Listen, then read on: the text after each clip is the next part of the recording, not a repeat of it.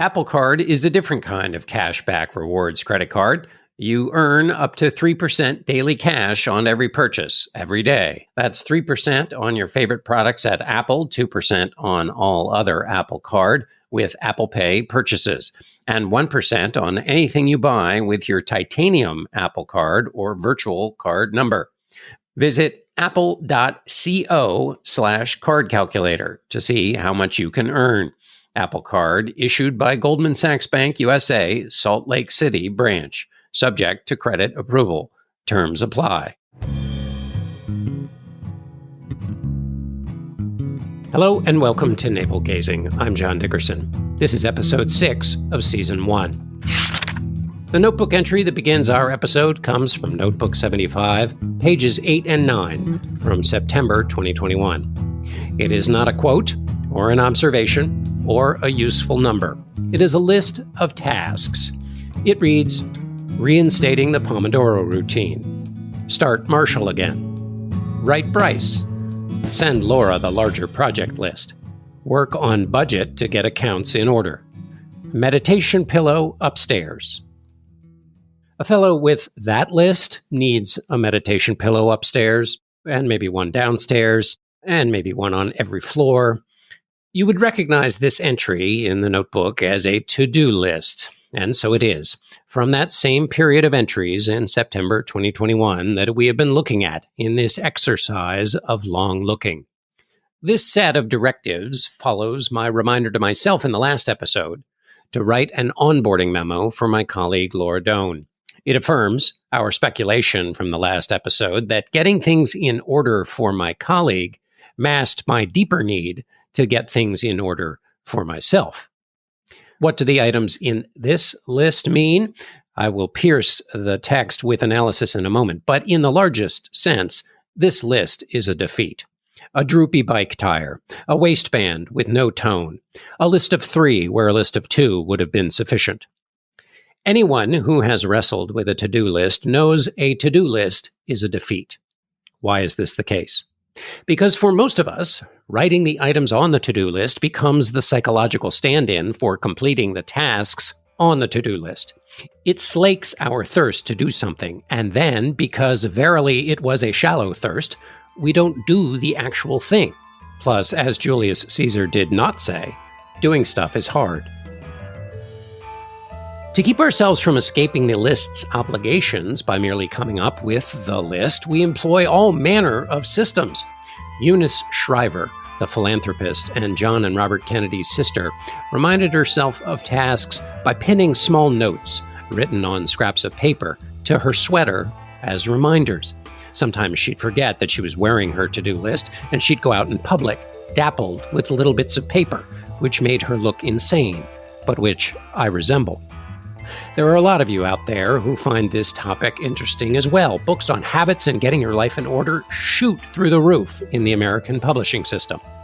The unrewarding aspect of the to-do list has been studied, and what I am describing essentially lines up with something called the Zeigarnik effect, named after the Russian psychologist Bluma Zeigarnik, who first described it in the 1920s. The Zeigarnik effect suggests that people tend to remember uncompleted tasks or interrupted tasks better than completed ones. This phenomenon is rooted in the idea that our brains have a natural inclination to resolve and finish tasks that are left unfinished. When we don't, there's mental tension. That's where this idea of defeat comes from, that tension. Now, that tension can motivate us to complete the task, or it can lug up against the lower back and become a fanny pack of nagging that we wear because we're always conscious of how much we've left undone. The productivity guru David Allen calls these uncompleted tasks on the to-do list open loops and compares the undone matters that haunt us to planes circling an airport. Now, a look at the text. This notebook entry tracks more than just things undone. It is a list of things undone that starts with 2 reminders to restart routines to help me get things done that are undone. Yes, I am one of those productivity people who has not yet accepted life's essential messiness. I cocoon myself in the illusion of control and employ various systems to banish the Zeigarnik. I know exactly what Eunice Shriver was after. However, in my defense, I have not gone so far as to adopt the latest hot fad, which is to order life's messiness through the belief in conspiracy theories, which provide the same comfort of order and which share the essential quality with the productivity routine, which is that by clinging to a series of occult notions, we will be able to put everything right in the world.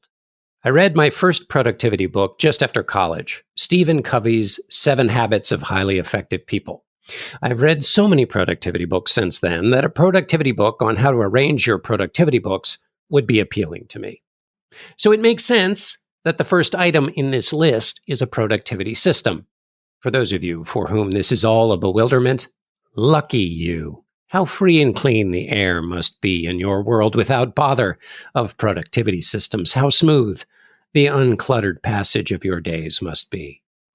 To convey to you, sweet child of summer, what I'm talking about in this frantic little moment is that the top 2 items on this list are as if you were making a shopping list and put as the first 2 items on the list that you should make a shopping list system.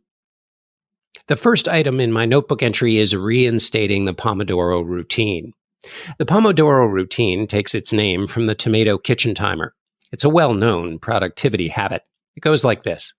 Set a timer for 20 minutes. Perform only one task during that period. When you finish, take a 5-minute break and then repeat the process. That's how I wrote this essay every morning. The second item on the list, Start Marshall Again, refers to an accountability exercise inspired by my conversations with executive coach Marshall Goldsmith. That system requires more description than I dare burden you with here. You already think I'm strange enough, but someday I will burden you with this in a later episode. Essentially, for the moment though, just to explain briefly, it's a way to keep track of the kind of person you want to be during the day, which is a different kind of way to think about the to-do list. But changing the way we think about obligations and accountability is the genius of the Marshall Routine and, frankly, the genius of Marshall Goldsmith. I wrote about the Marshall Routine in the Atlantic magazine, for those of you who can't wait for the episode of the award-winning Navel Gazing podcast. So if the Yiddish proverb is that man plans and God laughs, then this to-do list in this entry, topped with prompts to return to strategies for tackling to-do lists, is what causes God to roll around on heaven's plush carpet creased in hysterics. So what is the revelation that comes from long looking at this entry, other than perhaps some kind of diagnosis? There must be some meaning out of this. That, of course, is our premise here at Navel Gazing headquarters, that life is worth more attention than we give it in its initial blur, that reflection rewards. Life can only be understood backwards. I didn't come up with that last line. You may know who said it, but you're not going to get me to quote Kierkegaard on this podcast, or I'll have to get insurance for all of the listeners who injure themselves from eye-rolling. The claim I would like to test against your experience, the ping I'm sending out into the world in this episode, is that this entry captures a universal moment in time. Not just a moment in time for me in the fall of 2021, but one we've all felt. It's an I'm going to put things in order moment. You remember what the shop looked like when you stood nails of varying sizes in tidy glass jars. Pegboard was purchased, tools aligned, everything was in its place. To create, all you had to do was reach. Or perhaps you organized the kitchen drawer that holds the things, and the one tool for tightening that knob, and the refund stickers to put on the trash. When it was all lined up like soldiers in an ancient temple, you conquered your day. Life, you felt, was full of possibility and the click of sweet connection. Or maybe you know what it feels like to have organized your office. You bought a label maker and you used different fonts. Or that day that ended with Inbox 0.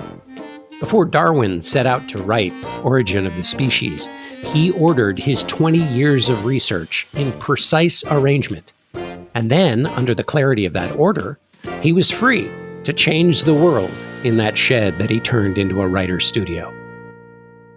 Now, whether our reorganization leads to the redefinition of how mankind understands the world or not, I bet we all have a tantalizing moment where we really felt like we were up and running, where we inhabited the after picture in the before and after comparison, triumphant over the before picture's swirl of chaos and street trash.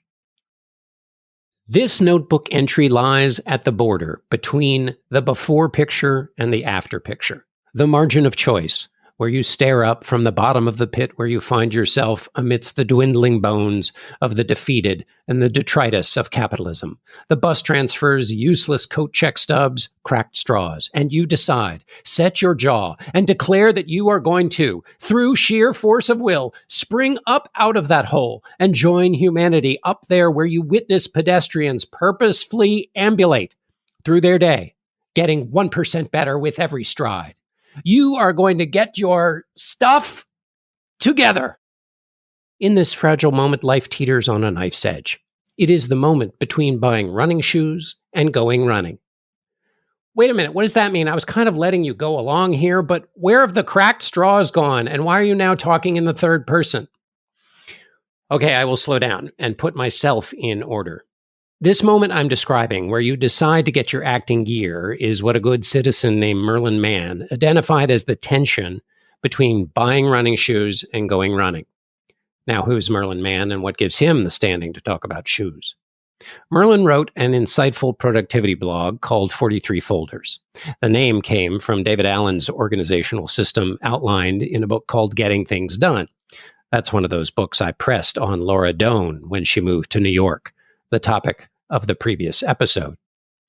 Merlin wrote about the personal habits necessary to flourish out in the world, and his attention to routine and its necessary connection to our animating values really influenced me. I liked his work so much, I took what I thought were just insights for personal achievement and applied them to my actual day job as a political correspondent. I interviewed Merlin in 2008 for a piece on presidential productivity, how presidents could manage their day better, given that they face the acute form of the blizzard of obligations we all face. In 2008, presidential candidate Barack Obama and British conservative leader David Cameron shared a walk in London that wound up being captured on audio. What did these two fellows who would rule the fates of mankind talk about? Life hacking. Both complained that they lacked time to think, having their diary chalked up, as Cameron put it, by their staffs. Diary, in this case, not being the little booklet into which you whisper your most intimate truths at the end of the day next to a steaming cup of some tisane you're trying to convince yourself is delicious, but a diary is what the Brits call a daily schedule. Cameron, who would later go on to be prime minister, said he called the life of constant interruptions the dentist's waiting office, presumably because the rhythm of those kinds of offices is one of constant interruption, where a new patient is called in sequential short periods. Obama offered that he'd quizzed White House veterans who told him a president must be given time to think or he will lose focus and feel and forget why he wanted the job in the first place. I interviewed Merlin Mann and David Allen for this piece. The real-world practicalities of being president wound up being part of my book On the Presidency, the hardest job in the world, which sought to focus on the job itself as it exists for the human in it, and how at odds that actual job is from the job we talk about in our campaign coverage. And so Merlin appears in that book too, in the section on presidential priorities. Priorities are like arms, he says. If you have more than two, you are crazy or you are lying. What I never put in the book, because I was unaware of it at the time, was a rewarding E.B. White essay on presidential time management. In 1954, Dwight Eisenhower announced he was going to devote an hour of his day simply to thinking. Exactly the topic that consumed Obama and Cameron 64 years later. White responded with approval in an essay called 1 Hour to Think. This line could have come out of my book, and I wish it had. Here's White. One trouble of being a leader of thought in America is that it leaves no time for thinking. And currently, the duties of president are so heavy that they pretty well carry a man through the day without his having to think at all, except for the most triggerish sort of fashion. After interviewing Merlin for that piece, we became friends, a friendship, I should note, created entirely on the internet. When we talk about how awful the world is online, and it is awful, Merlin, nevertheless, is one of the reasons for me that it isn't completely awful. And I should also note I was introduced to that Eisenhower essay by a fellow named Mark Wegener, who I only know from the internet as well. When you meet these kinds of friends in real life, the moment combines a mix of first day of school, will you be my friend? And the quirky sense that you're meeting a version of yourself, because whatever has drawn you together in the salad toss of the internet means you probably have a host of hidden shared interests. When Merlin and I finally met in real life for a Chinese food lunch in San Francisco, we buzzed back and forth in conversation, exchanging exclamations and recommendations about books and musicians and ideas. Notebook 18, December 6th, 2009. Instapaper, Alpha Smart, Richard Hugo on poetry, Degrees of Gray in Philipsburg. Those are some of the notes from that lunch with Merlin. Instapaper, a web app that just grabbed the text of a page and took away all the ads. That was a big deal 15 years ago, and I've used it ever since. Alpha Smart is a word processor, just a keyboard with a tiny little window so that you can write without distraction. The struggle against attention attacks has been a long one ongoing. The last two entries are a Richard Hugo poem and the book on writing poetry by Hugo, from which I quoted in the last episode and which I've quoted in at least one of the commencement addresses I've given. In an interview with Tina Essmaker in The Great Disconnect, Merlin explained why he started writing about productivity. I really needed the kind of advice that I ended up giving to other people. I've always felt like my personal productivity or my ability to make the things I wanted to make was out of reach. I wanted to be able to do that stuff, but somehow I wasn't always able to get my hands around it. I like Merlin's idea of seeing productivity as a route to making the things you want to make. This is a much more pleasant view of productivity than the one conveyed by the striving and straining set who promote productivity measures all over the place. Productivity, life hacking, the self-help genre have a bit of a bad rap for a number of good reasons. Let's enumerate them. Cultishness, the inclination to feed our inward-looking eyes so that we're just accruing ever greater neck pain looking at our navel. The notion that in society, it's all up to the individual, and that there aren't structural impediments to pulling yourself up by your bootstraps. And then there's, of course, the grift of impractical routines that lure us into wasted hours by convincing us that if we just set up the right complicated system, we'll live a smooth and easy life. In that framework, it's all a march back and forth between cold plunges and CrossFit, always keeping your face turned towards the sun to feed your ocular nerves while your perfectly synced Bluetooth headset feeds you Mandarin lessons. Not that. We don't want that. Instead, what I'm talking about here with productivity is more the attentiveness of craftsmanship. It's not necessary to sculpt clay or fashion musical instruments from enchanted forest timber to appreciate the importance of craft, consciously honing your work to yield the finest results. Those traditional conceptions of craft offer a mindset for us whether the things you want to make are produced in an office or at a home after you're home from the office. The truly free individual is free only to the extent of his own self-mastery. This is what Socrates said. But the mastery of the craftsman, not the mastery of the drill instructor. Have I landed this idea I've been trying to work out here out loud? I'm not sure. Darling, I'm not sure you have. Okay, I will add one more layer of paint and hope not to lose you if I lapse into repetition, but I'll risk it in the event that I've been unclear. This is the joy of thinking out loud as you figure out what you're thinking. Okay, so I'm not talking about productivity in the sense of a chart where the arrow of stacked accomplishments surges ever upward. Instead, I would like to find a sense of intention that strikes a golden balance where daily commitments are not so awful they flatten me into a life of drink, but also where idleness does not give way to rot. Just enough astringency of intention to create an appetite for little moments of escape. Work that makes you march down the avenue to a meeting, but then makes the morning light seem like a wonder when you pass it draped over the corner of a building. Bound up just enough in routine that a shard of aimlessness in the day is a tonic, and commitments just sufficiently numerous that you are not, I am not, forced to be alone with your thoughts when they are nagging you. Here's a big claim I'll make. This balance, if it can be found, is where these notebook entries come in. These entries worth looking at later. The vice of daily obligations is tight enough to make one alert, not a blob sluicing through the day. But that vice is not so tight that you feel hunted.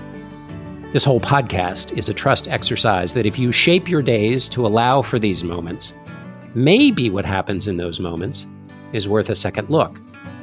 And if you conclude that, it's fuel to be more intentional about trying to find this balance in your days between work and wonder. If all this sounds like muddy goods and I've gotten it totally wrong, well, keep it to yourself. That's too much astringency for me, and you'll push me out of the golden balance, damn it.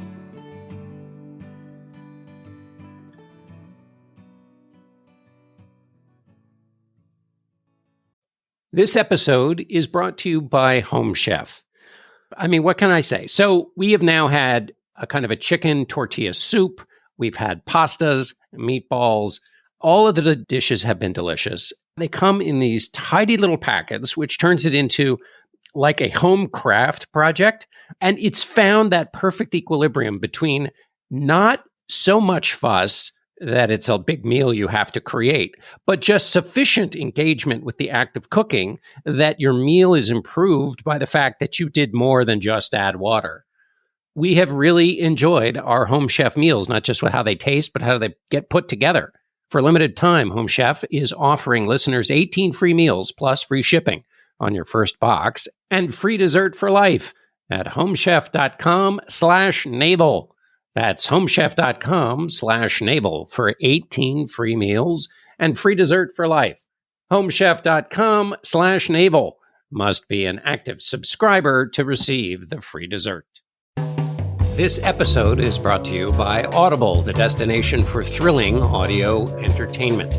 My thriller that I'm listening to on Audible, or have been listening to recently, is The Wager by David Grann, who was, as everybody probably knows, the author of Killers of the Flower Moon.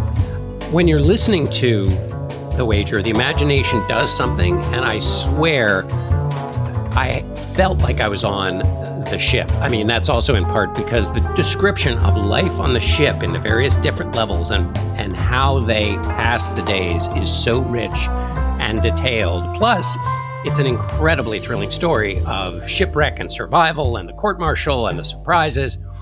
So check it out. Audible members can keep one title a month from the entire catalog. New members can try Audible now free for 30 days. Visit audible.com/navelgazing or text navelgazing to 500-500. That's audible.com/navelgazing or text navelgazing to 500-500 to try Audible free for 30 days. Navel Gazing is blessedly sponsored by Field Notes. I had this wonderful experience where somebody who's been listening to Navel Gazing listened to it with their college-age child, and the response was, hey, I want to start keeping a notebook. And so they sent them on to our dear friends at Field Notes, who's been in my back pocket since about the George W. Bush administration, I realized in writing a later episode. So if you'd like to carry along a notebook to be a noticer in the world, visit fieldnotesbrand.com and save 10% on your first order by using the coupon code GAZING. On Death, Sex, and Money, we feature interviews with you, our community of listeners, getting honest about uncomfortable things. I developed an illness where it isn't safe for me to drive. A friend once said to me, sex is like air. You don't think about it until you're not getting enough. This is a similar sort of thing if you just replace sex with driving. Listen to Death, Sex, and Money wherever you get podcasts.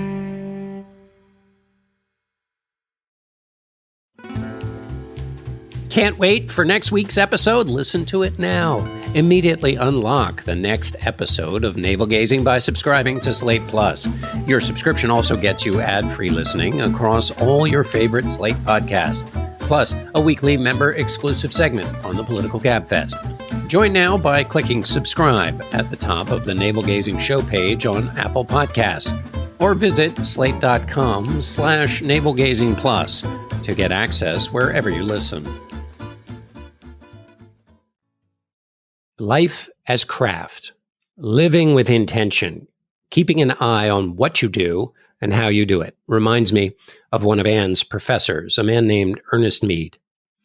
I'd like to tell you briefly the story of how his sense of craft offered me a model of how to live, certainly, but also of intention and focus, unhooked from the idea of task completion and mere efficiency.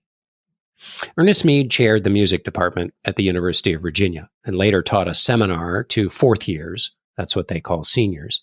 It was a seminar about life. An official title to the class appeared in some course catalog somewhere, but no title could capture the range of this class. Though Mead taught in the music department, the class wasn't about music per se, or maybe even at all.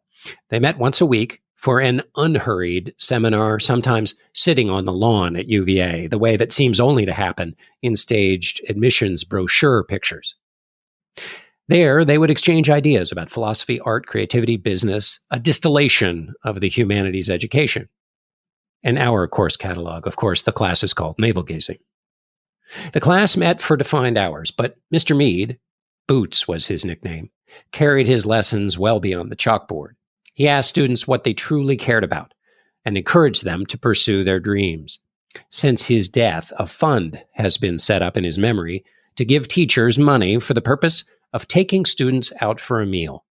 The fundraising page cites a Gallup poll that asked students in college what meant the most to them during their time there. The overwhelming answer, according to Gallup, was, quote, having a professor who cared about them as a person, made them excited about learning, and encouraged them to pursue their dreams. A professor who teaches that kind of class, which seeks not merely to convey knowledge, but fertilize the bean for life, turns his students into boomerangs. They come back after they've graduated. And so we did. Anne and I made regular return visits to Charlottesville, to school, to see Boots Mead. I never took his class, but I felt like I had after a few visits. He attended our wedding, and he wrote a prayer for it. The prayer he wrote hangs on our wall. It's a collage of sorts of different prayers, lines from prayers in the Episcopalian Book of Common Prayer. The back of the framed copy he gave us lists the different citations for each line. To always hear what each other says, and to have a right judgment in all things, are some of the lines from that prayer that I like most. Mr. Mead's house, tiny rooms, furniture arranged as he and his wife had set it probably 40 years earlier, was a depot through which a lifetime of students returned to drink tea and have simple snacks on the living room table in the shadow of the enormous piano. A notebook entry from June 4th, 2011, Notebook 18, page 105. Visit to Mr. Mead. He was playing piano as we entered. During our conversation, he asked, "Do you find your work fulfilling? Do you have a close circle of friends?" Questions about life and living it well. Boots Mead asked, as a matter of habit, the kinds of questions you'll come across in the kinds of life-ordering books that I've referred to in this podcast. Previously in the history of mankind, the wisdom wouldn't have come from self-help books, but the relationships with a person like Mr. Mead in your life, a pastor or the family doctor, mentors, counselors, wise elders. Mr. Mead was 92 on that visit. When we walked in, he wasn't just playing the piano, he was practicing. He told us with quickening excitement that he had been working on a new technique for playing. He was still tuning his craft, even at 92. This, it seemed to me, was the thing. To be engaged for life in a craft where working at it provides that kind of renewable joy. Mead put that same kind of craft work into his relationships, the same intentionality into his teaching, which is why students were always coming back. Living life with a craft or the craft mindset is what I want to mean when I think about the conscious and intentional approach to the way we live our days, our hours, the way we defend ourselves against the cultural equivalent of the dentist's waiting room, Now that we have defined what we mean by productivity, we are nudged back on the path to that topic of running shoes that I mentioned so many months ago. One of Merlin Mann's essays is titled "Because Buying New Running Shoes is More Fun Than Actually Running." He wrote it in the high age of productivity apps that were flooding the market during the period where everyone was dropping the term life hacking in conversation with knowing ease. The apps were all gorgeous, fun to set up, full of promise. Merlin worried that these tools were a trap, though. You'd get addicted to setting up the apps and getting your life in order, but then all that activity, all that futzing with smooth arrangements, would become a stand-in for the actual order. You'd never get to that sense of control that would free you or direct you towards that work you wanted to do. Merlin was describing what is sometimes called the Hamlet syndrome, where you prepare and prepare and prepare, and then you stab your uncle. No. You prepare and prepare, and then you don't act. You don't build the treehouse with your neatly arranged tools. You don't write the business plan on your desk you spent all afternoon tidying. The killer podcast lies fallow in your brain.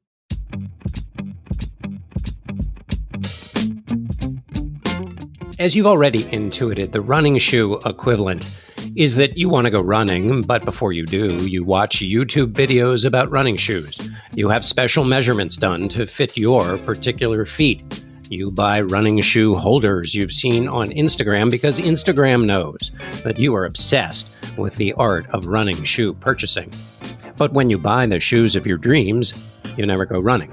At which point, to slake your guilt about not going running, you start the shoe buying process again, convinced that if you just turn the process a quarter turn, you'll overcome the obstacle and become the running person you wish to be. The person you actually are in this costume of activity, though, is the buying running shoes and not running person that you started out as. The to-do list can be a kind of running shoe purchase, all the appearance of activity, but lacking that crucial step, action. There is no substitute for action. Now we transfer over to James Clear, the author of Atomic Habits, another of those books I ladled on Laura Doan. He has his own analogy involving running shoes. The key to a goal is forming a gateway habit that makes it easy. Want to run a marathon? Great. It's hard. So get addicted to the small first part of building habits to run the race. Put on your running shoes. Commit to that and nothing else. Because once you have the shoes on, well, you might as well go out and take a walk. Or instead of just walking to the end of the block, why don't you try running? Gradually, you will scale up if you stay committed to the shoes and the first act of putting them on. The system isn't the thing. System in this sense being the to-do list, or the bits of paper on the sweater, or the great planner that you bought. The shoes aren't the thing. The putting on the shoes is the thing. Writers have a similar mantra: put the seat of the pants to the seat of the chair. Twyla Tharp, the famous choreographer, wrote a book called The Creative Habit. Creativity is a habit, she writes, and the best creativity is the result of good work habits. Here's Tharp describing her habit. I begin each day of my life with a ritual. I wake up at 5:30 a.m., put on my workout clothes, my leg warmers, my sweatshirt, and my hat. I walk outside my Manhattan home, hail a taxi, and tell the driver to take me to the Pumping Iron Gym at 91st Street and 1st Avenue, where I work out for 2 hours. The ritual is not the stretching and weight training that I put my body through each morning at the gym. The ritual is the cab. The moment I tell the driver where to go, I have completed the ritual. The ritual is the cab. Just get in the cab. If you miss a day, next day, just get in the cab. So what is the cab for you? For me, it's the Pomodoro, which brings us back to our notebook entry and the first item on it. After Ann and I walk in the morning, I head to my office and I hit the Pomodoro timer, 20 minutes of work on one task. No other activity allowed, other than running from the room if there's a fire. What task gets the 20 minutes? I don't know. Whatever demands 20 minutes of focus that morning. Usually it's writing. For many months, it was the essays that make up this podcast. One Pomodoro after another. If you hit the Pomodoro timer, the task will present itself. Find yourself lost in the day after a zany email from your colleague? Hit the Pomodoro. Lose yourself and get tossed around by a social media thread? Hit the Pomodoro. The Pomodoro routine forces prioritization, the one thing that needs singularly focused attention in your day, and sets a constraint that leaves the brain free to do the work. When I interviewed the author Dan Pink about his writing process, he told me that he relied on the Pomodoro technique so heavily, he credited the theory's creator in the acknowledgments of his New York Times bestselling book, Free Agent Nation. What's getting in the cab for you? Is it doing the top item on your to-do list the moment you sit down, no matter what? The task to which you commit yourself doesn't have to be about work, I don't think.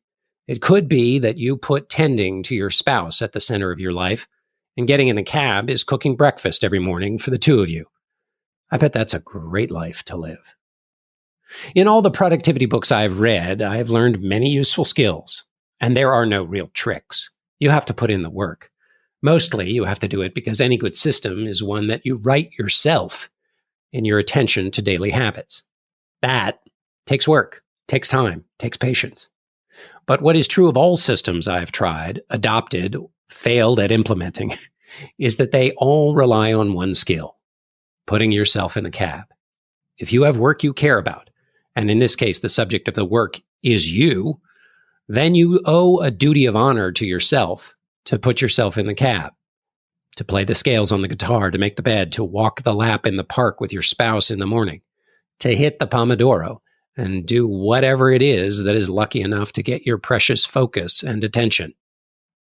The reset represented by this notebook entry, the I'm going to get my stuff together moment, is part of the habit.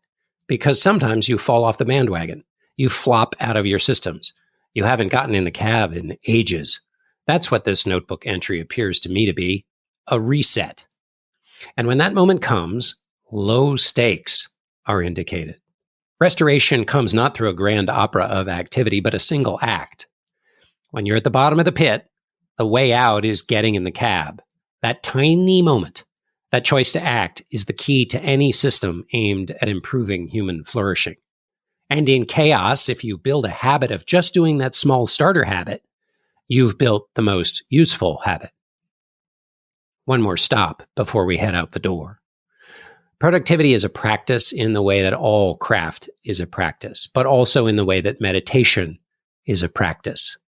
Good thing I have that meditation pillow upstairs. It is defined not by perfection, mastering your life, but by imperfection.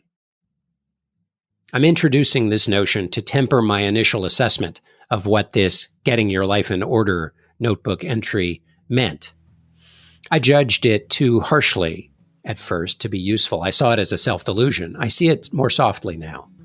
Meditation teacher Sharon Salzberg offers a great set of lessons on Dan Harris's 10% Happier app.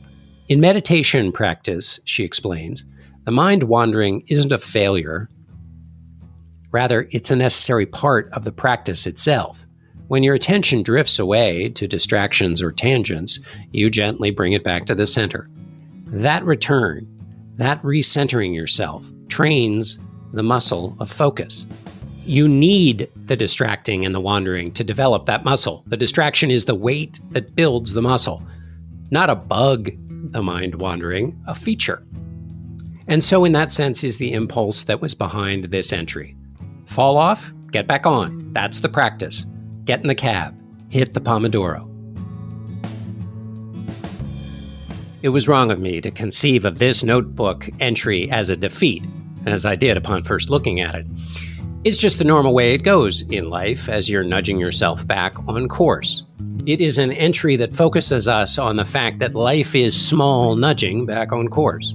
Particularly in these times of attacks on our attention, we need simple rescues that remove us from the chaos and root us back to the values and meaning we want out of life. We don't need a fancy plan, and we don't need to strain the lower back muscles. That makes restarting too daunting. Just get back in the cab.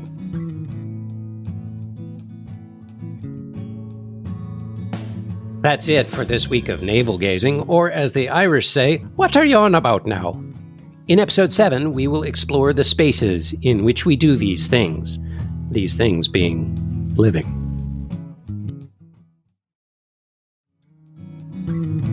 Navel Gazing is produced by Shana Roth. Alicia Montgomery is Vice President of Audio at Slate. Our theme music is produced by the band Plastic Mary. Remember, send us a note at navelgazingpodcast@gmail.com and let us know your thoughts. If you are a noticer out in the world, or a note taker, or the kin of a note taker, maybe you've got to-do lists with send an email to navelgazingpodcast@gmail.com at the top of the to-do list. Check it off and send us one. I'd love to hear from you. I'm John Dickerson. Talk to you next week.